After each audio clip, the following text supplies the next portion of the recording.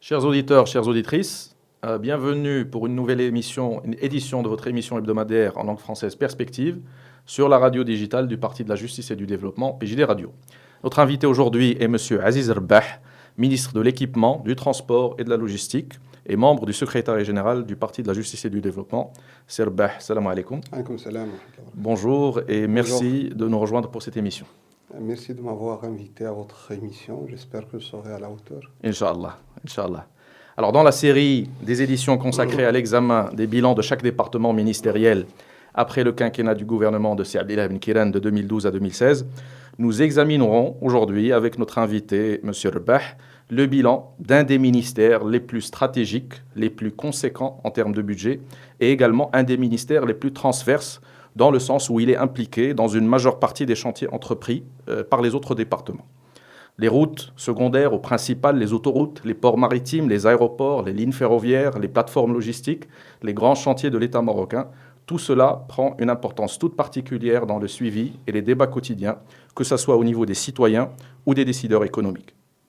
Nous n'aurons certainement pas le temps d'être exhaustifs, mais nous essaierons, comme à l'accoutumée, de parcourir avec Monsieur le ministre, pendant le temps imparti à cette émission, l'état des chantiers entrepris, des réformes lancées depuis sa prise de fonction à aujourd'hui. Alors, Monsieur le ministre Sir Rbah, commençons par le global avant d'aller au spécifique. La stratégie que vous avez mise en œuvre après votre prise de fonction s'articulait autour de 3 axes.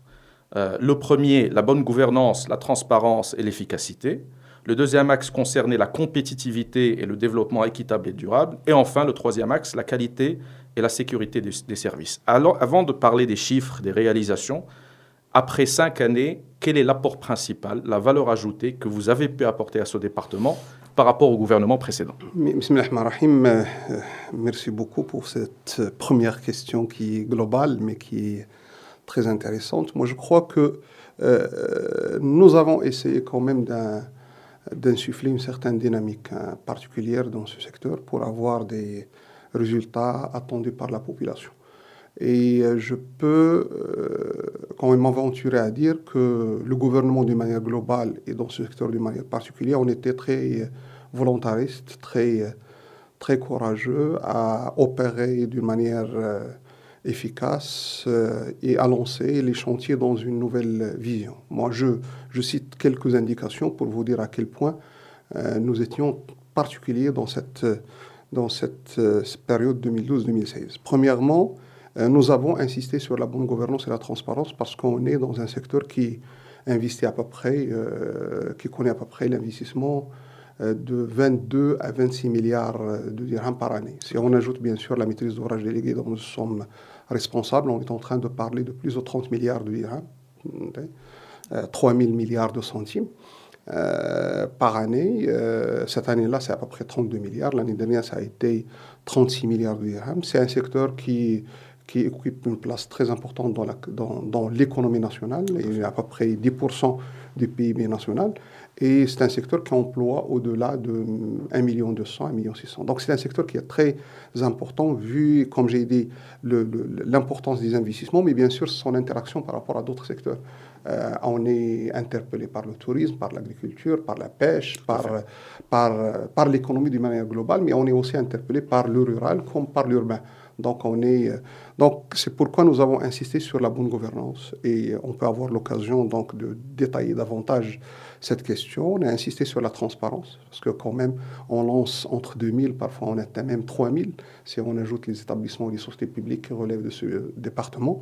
Donc on est dans une, comme j'ai dit, dans une dynamique qui est très importante dans ce secteur. C'est pourquoi on a insisté beaucoup sur ce premier élément qui est la bonne gouvernance. Deuxième élément, c'est que c'est vrai que c'est un secteur qui connaît le lancement de pas mal de chantiers, de grands chantiers.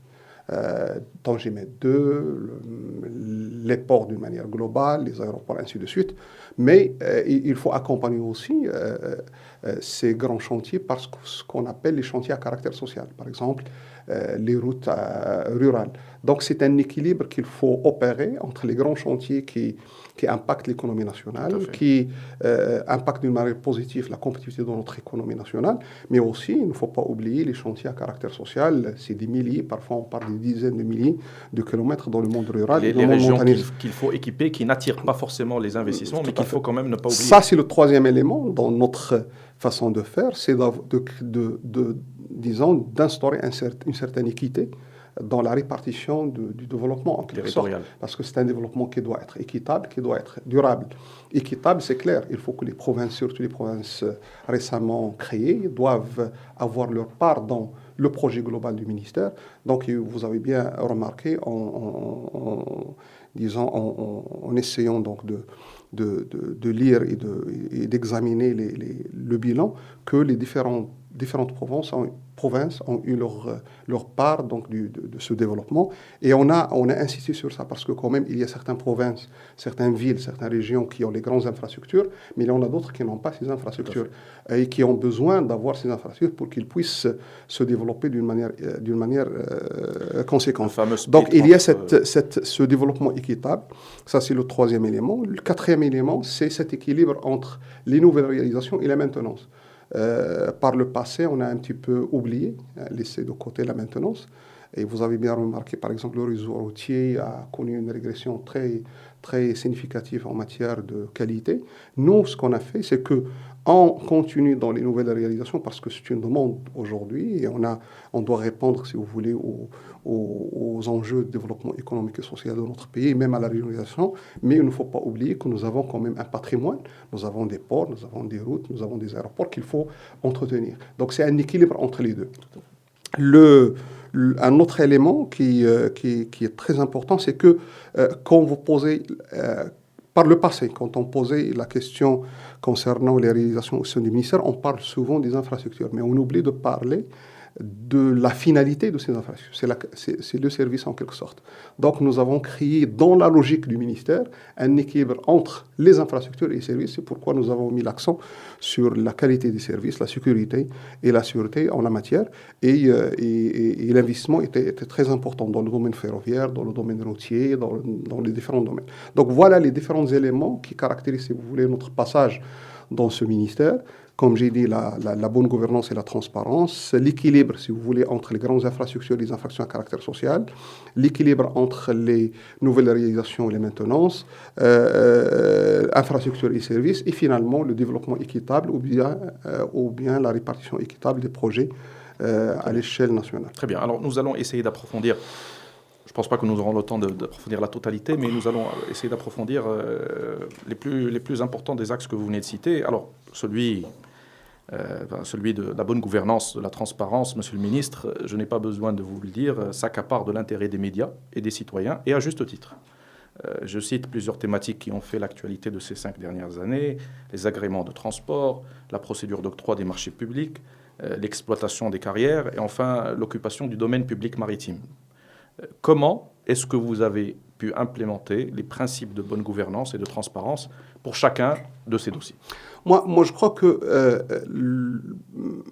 un des éléments fondamentaux dans cette dynamique nationale, c'est la question de la bonne gouvernance. Nous n'avons pas la richesse que possèdent aujourd'hui pas mal de pays.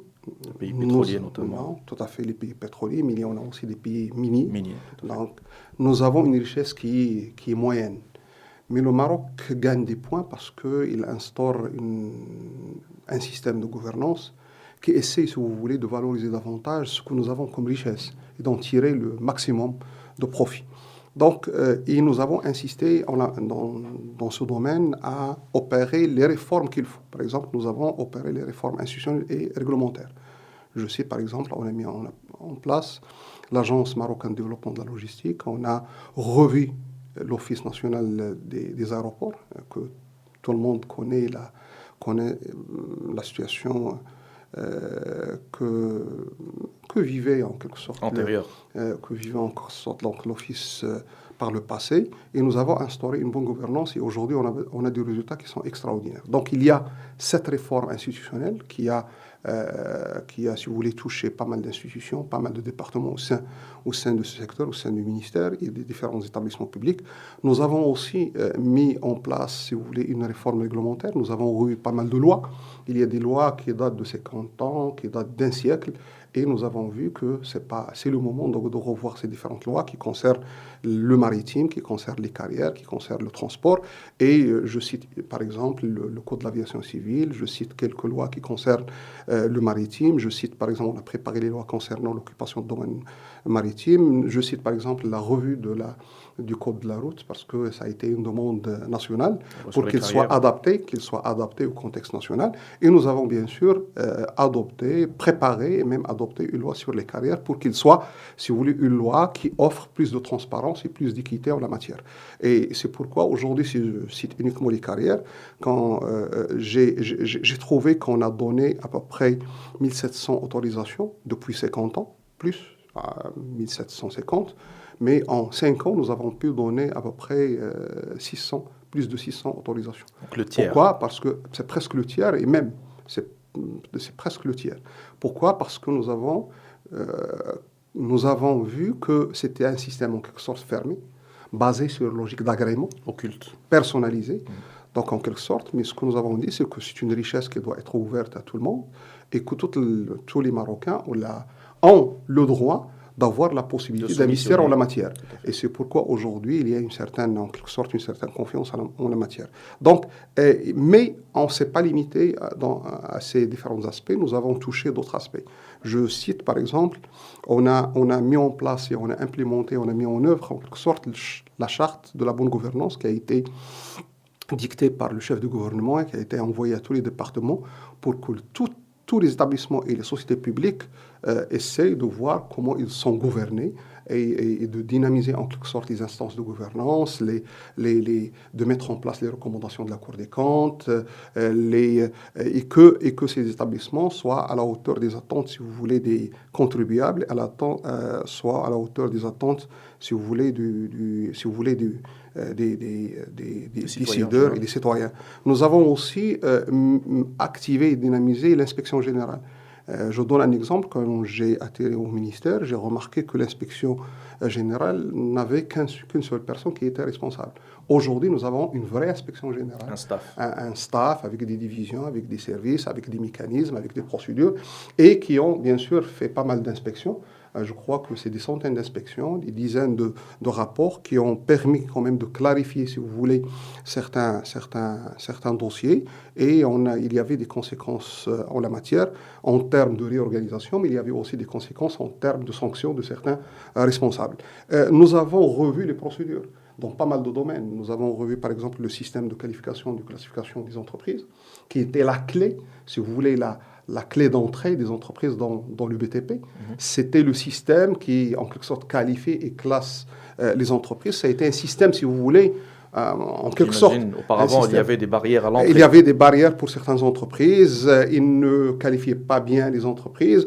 Nous, on a essayé, bien sûr, après toute une longue concertation avec le privé en particulier et certaines institutions, nous avons mis en place aujourd'hui un système qu'on qualifie de transparent et d'ouvert. Et c'est pourquoi nous avons remarqué, si vous voulez, qu'il y ait un changement dans le secteur privé, mais qui s'applique de la même manière à n'importe quelle entreprise. Bien sûr, c'est tout à fait normal. Nous avons aussi revu le système, et c'est avec le ministère des Finances, nous avons revu le système, si vous voulez, des marchés.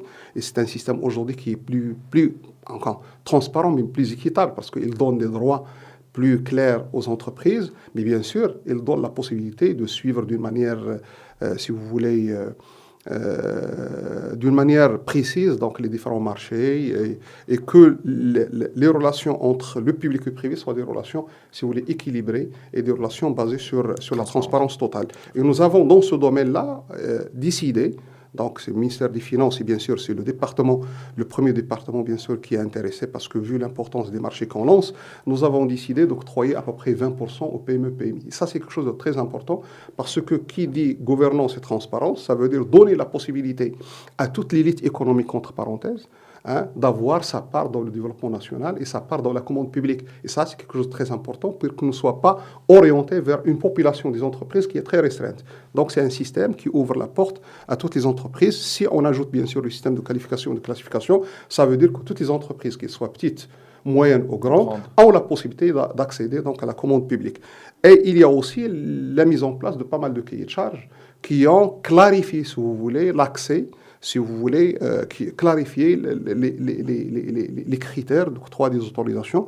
Je donne l'exemple des cahiers de charges dans le domaine du transport scolaire, transport touristique, transport mixte dans le monde rural. Et on a même préparé toute une feuille de route pour qu'on puisse accompagner le développement du transport de voyageurs. Donc je crois que c'est un ensemble de, si vous voulez, de systèmes qu'on a mis en place, un ensemble de lois qu'on a revues, un ensemble d'institutions qu'on a aménagées pour qu'on puisse répondre, si vous voulez, aux enjeux de la bonne gouvernance et de la transparence. Ajouté à ça, nous avons aussi opéré dans tout ce qui concerne le domaine public. Qui dit domaine public, c'est vraiment un bijou, c'est un trésor national. Domaine public routier, domaine public ferroviaire, domaine public maritime, domaine public aéroportuaire. Et bien sûr, aujourd'hui, tout le monde parle du domaine public maritime parce qu'il a une certaine particularité. Nous avons à peu près 3500 km de côte, d'où l'intérêt et l'importance de ce domaine public. Et c'est pourquoi on a lancé d'abord un recensement exhaustif. Je crois d'ici la fin 2016, nous allons terminer ce recensement, ce qu'on appelle le recensement technique. Ça veut dire bien recenser le domaine public maritime. Et on a commencé ce qu'on appelle si vous voulez, le recensement entre parenthèses administratif. Ça veut dire ce domaine public doit être conservé, doit être protégé. Et on a lancé en plus de ça, si vous voulez, ce qu'on appelle la régulation de la situation qu'on a trouvée. Quand même, on a trouvé une situation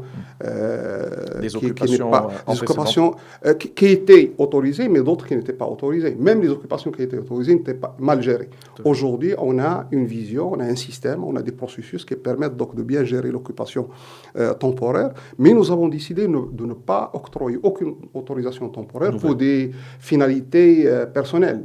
L'objectif, c'est pour l'investissement, c'est pour le développement durable, c'est pour nous avons lancé toute une étude stratégique sur la valorisation du domaine public maritime, de dire ce trésor que nous avons, il faut qu'il soit au service du développement social et économique, pas au service de certaines personnes.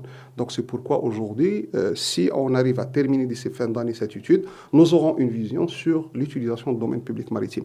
Voilà, mais je peux citer des dizaines de systèmes et de réformes que nous avons, et de mesures que nous avons mis en place pour vraiment atteindre un niveau de gouvernance et de transparence qui soit à la hauteur des attentes de la population. Nous resterons d'accord que c'est quand même un chantier qui restera ouvert et c'est un chantier. C'est un chantier qui, à mon avis, la bonne gouvernance et la transparence n'est pas un chantier qui est limité dans le temps ni dans l'espace. C'est un chantier permanent parce que quand même les pratiques illicites et les pratiques non réglementaires et tout ça, c'est des pratiques qui se développent au fil des années. On utilise des technologies, on interprète d'une manière parfois gauche et parfois mal intentionnée les lois et la réglementation. On peut, si vous voulez, même avoir des affinités avec certains décideurs et tout ça. Donc, c'est-à-dire que les pratiques illicites, c'est des pratiques qui se développent d'une manière perpétuelle. C'est pourquoi je crois que la bonne gouvernance et la transparence, ça doit être toujours un des axes de n'importe quel gouvernement qui va venir dans les années à venir. Très bien, très bien. Monsieur le ministre, nous allons prendre une brève pause et nous allons revenir pour le reste de nos questions. Merci, à tout à l'heure. الموقع الإلكتروني لحزب العدالة والتنمية PGT.MA كيقدم لكم على مدار اليوم والأسبوع من خلال هذا التطبيق المعلوماتي على الهواتف الذكية مجموعة من الأخبار الوطنية والمجالية والدولية والمقالات التحليلية والحوارات والروبورتاجات وتسجيلات الفيديو وغيرها وفق مواد مكتوبة وأخرى مسموعة والسمعية بصرية عبر الإذاعة ديالو والقناة الإلكترونيتين. وكيحاول الموقع الإلكتروني ديالنا دائما أنه يقدم لكم أحسن الخدمات الإعلامية اللي كتميز بالجودة ديالها أكيد باعتماده على خط تحريري مسؤول فيه من المبادرة والمواطنة المهنية والإبداع والانفتاح. Nous sommes de retour avec M. Aziz Rbah, ministre de l'Équipement, du Transport et de la Logistique. Alors, votre département, Monsieur le ministre, est reconnu comme un levier essentiel de l'économie, de la croissance et donc de l'entreprise marocaine. Une mesure qui a fait l'objet de plusieurs commentaires et d'encouragements était celle liée à la politique de préférence nationale et dans l'octroi des marchés publics aux entreprises marocaines et aux quotas attribués aux PME marocaines. Expliquez-nous ces deux mesures et surtout leur impact sur les entreprises marocaines depuis leur mise en application. Mais moi, j'ai trouvé que c'est tout à fait normal d'opérer ainsi, parce que quand même, c'est des entreprises marocaines, de droit marocain, installées dans le sol marocain, et qui participent à la création de la richesse et en même temps à la valeur ajoutée nationale, qui emploie des dizaines de milliers. Donc c'est l'entreprise qui vit avec nous. Donc c'est pourquoi nous avons décidé d'aller dans ce sens. Nous avons cherché quelle est la meilleure façon pour qu'on puisse accompagner l'entreprise nationale, en plus du partenariat public-privé, ça veut dire faire confiance à l'entreprise nationale et chercher à voir comment l'entreprise nationale doit participer au développement des infrastructures avec la manière nouvelle, ce qu'on appelle le PPP. On a déjà une loi qu'on a mis en place. On s'est dit, est-ce qu'il y a un moyen pour favoriser l'entreprise nationale? Un moyen qui doit être légal, un moyen qui doit être accepté, parce qu'il ne faut pas oublier que nous sommes une économie ouverte et que nous opérons dans un monde qui est encadré par des lois internationales et des accords internationaux. Donc, on a essayé de trouver quelle est la meilleure solution. Et on a bien remarqué que dans le texte des marchés, le décret de marché, qu'il y a une rubrique qui s'appelle la préférence nationale. Et on a essayé de faire une étude de benchmarking. On a vu que pas mal de pays, même les pays les plus libéraux, ont décidé d'avoir cette orientation et ils octroient la préférence nationale à l'entreprise installée chez eux. Et certains pays donnent jusqu'à 20%, d'autres pays donnent même parfois jusqu'à 30%. Nous, dans le texte, c'est à peu près 15%. Donc, depuis 2012, nous avons décidé d'appliquer la préférence nationale. C'est très simple. Ça veut dire, lorsqu'on lance un marché, on indique la préférence nationale. Parfois, on dit 10%, parfois, on dit 15%, selon les négociations que nous avons avec les bailleurs de fonds. Et on dit, si une entreprise marocaine, et après l'évaluation, si vous voulez, des offres, elle est plus chère que l'entreprise étrangère, de 10 à 15%, on choisit l'entreprise nationale. C'est un coût supplémentaire, mais attention, c'est une valeur ajoutée qui est sans inégalée. Donc c'est pourquoi nous avons décidé d'aller dans ce sens, et on est passé à peu près de 40% de la part des entreprises nationales dans les marchés des infrastructures. Aujourd'hui, on est en train de parler de 80%, même des infrastructures qui sont très très importantes. Je cite le maritime, le ferroviaire, l'aéroportuaire, les voies structurantes. Donc aujourd'hui, on est à peu près à 80%. Ainsi, sur ce point, c'est un chiffre inédit qui n'a pas été très médiatisé, monsieur le ministre. Non, nous l'avons médiatisé. Il y a certaines entreprises qui sont si vous voulez,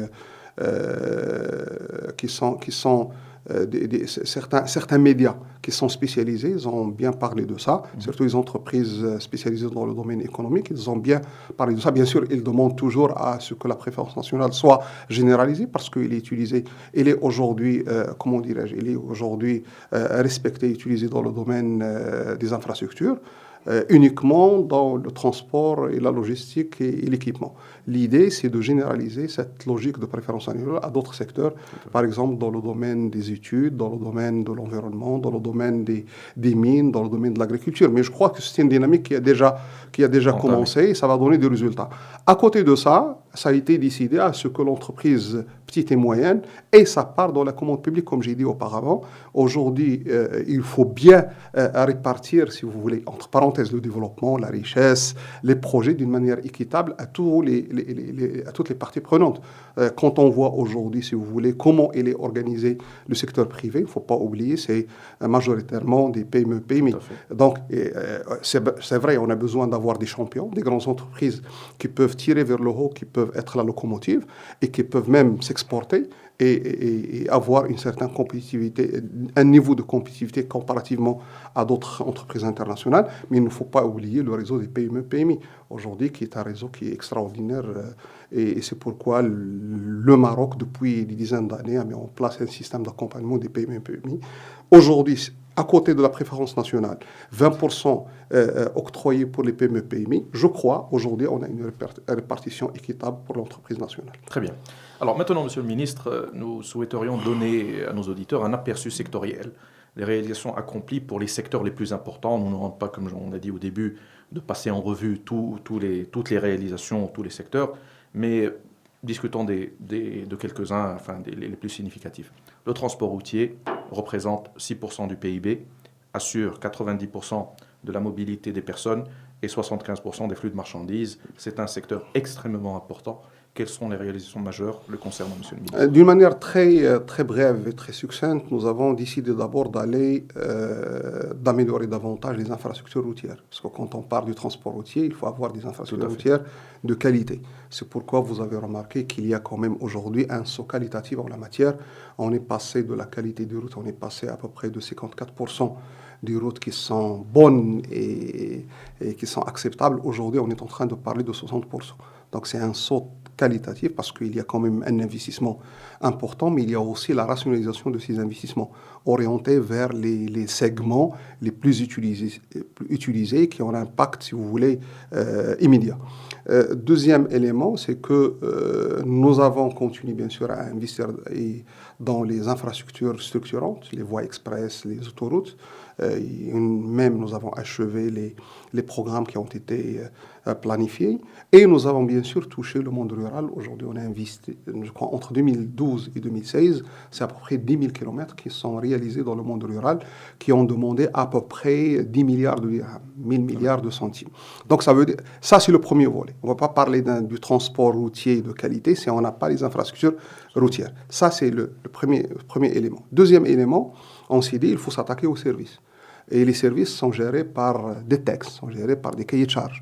Et c'est pourquoi nous avons changé pas mal de cahiers de charges. Mais j'ai cité tout à l'heure les différentes cahiers de charges qui étaient revus. Et on est passé de la logique de l'autorisation à la logique de la déclaration. Ça veut dire les gens aujourd'hui, il leur suffit bien sûr de respecter le cahier de charges et d'aller travailler.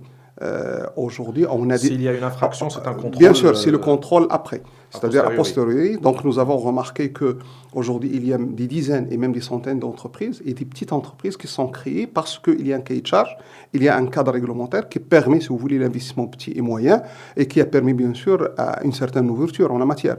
Ça veut dire, aujourd'hui, on peut dire qu'on a un système de transport routier qui est ouvert, à l'exception du transport de voyageurs, pour une simple raison, parce qu'il est géré par une logique qui est très ancienne, basée sur l'agrément, et un partenariat entre l'agréé, l'exploitant et tout ça. C'est un système qui est très complexe. Nous avons mis en place une feuille de route qui va permettre d'encadrer ce secteur et d'aller vers une ouverture, mais régulée, d'une certaine manière. Donc, je crois qu'aujourd'hui, on peut dire que le transport de marchandises en particulier, il est bien encadré.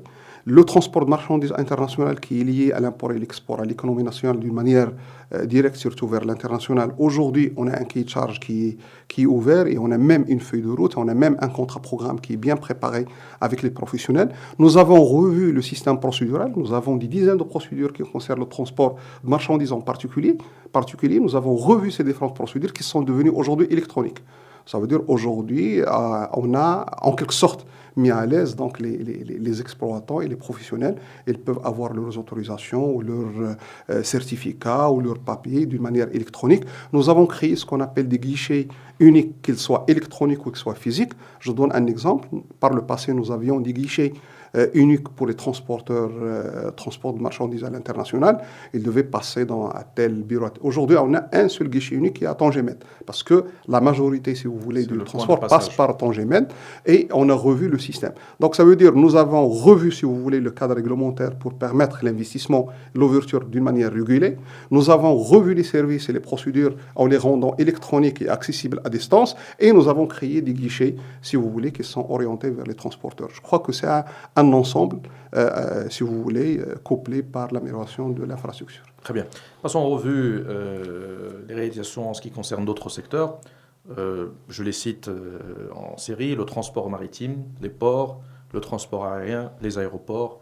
Sur le maritime, par exemple, un élément qui a été commenté, c'est la situation du pavillon marocain de 2012 à aujourd'hui. Quelles sont les principales réalisations en ce qui concerne ces secteurs? Mais avant 2000, je peux dire avant 2000, 2012, et même, je peux dire même avant 2014, 2015, nous vivions donc un paradoxe.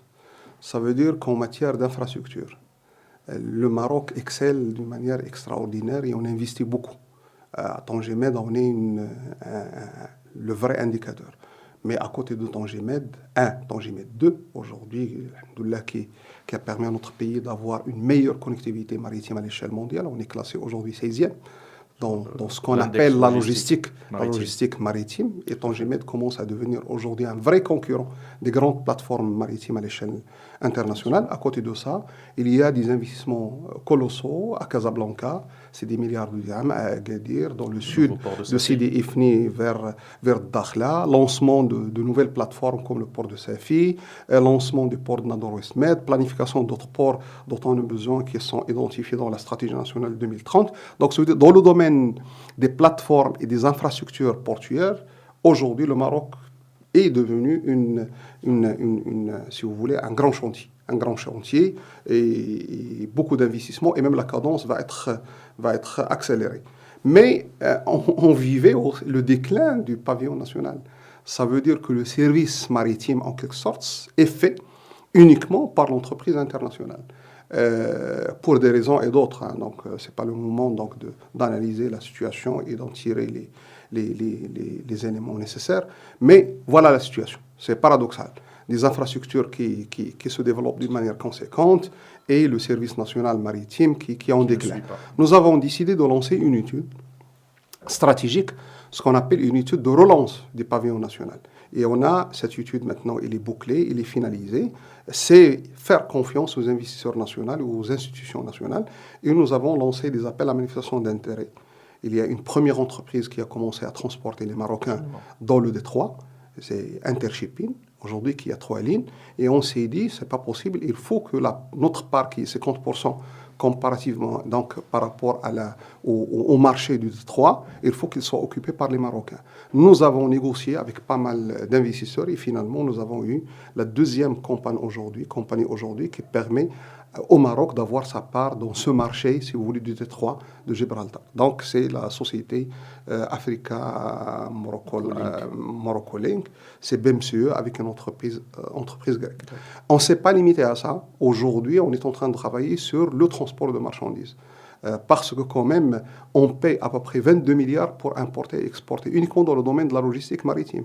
Le Maroc paye pour transporter ces marchandises en input et en output, il paie à peu près 22 milliards de dirhams.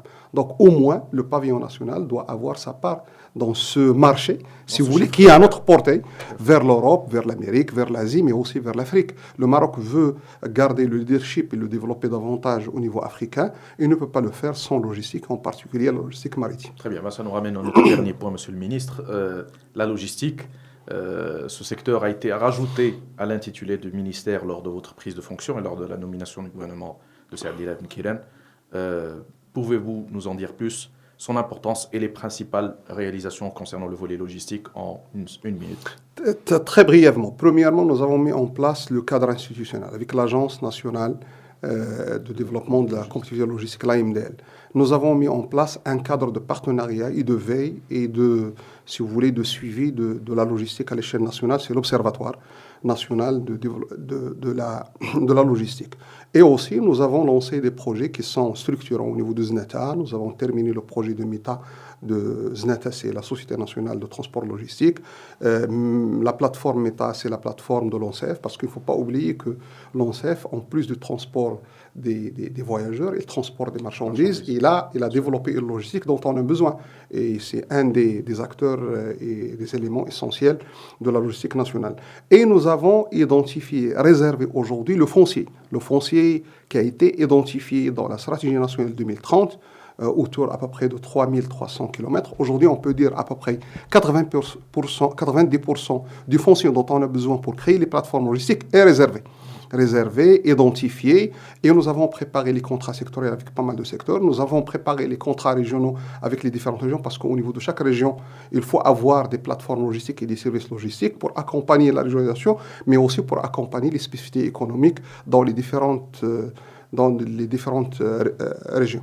Et nous avons aussi mis en place, si vous voulez, des solutions de logistique qui permettent aux ports d'être connectés avec les plateformes logistiques, mais d'être connectés avec les bassins de production et les bassins de consommation. Donc voilà, très brièvement, nous pouvons dire aujourd'hui que la stratégie est en cours de mise en œuvre d'une manière acceptable. C'est vrai, c'est une dynamique nouvelle, hein. Donc comme toute dynamique nouvelle, elle a besoin d'avoir les assises et d'avoir les bases pour qu'il soit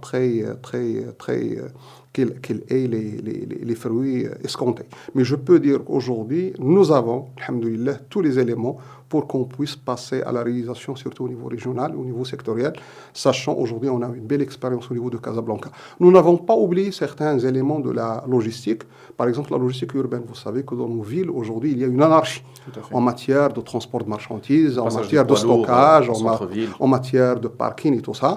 Nous avons lancé un plan pour la logistique urbaine et nous avons commencé par Casablanca, qui est une ville aujourd'hui qui a besoin d'avoir cette réorganisation globale au niveau global, y compris, si vous voulez, la logistique, et nous allons généraliser ça à toutes les villes marocaines.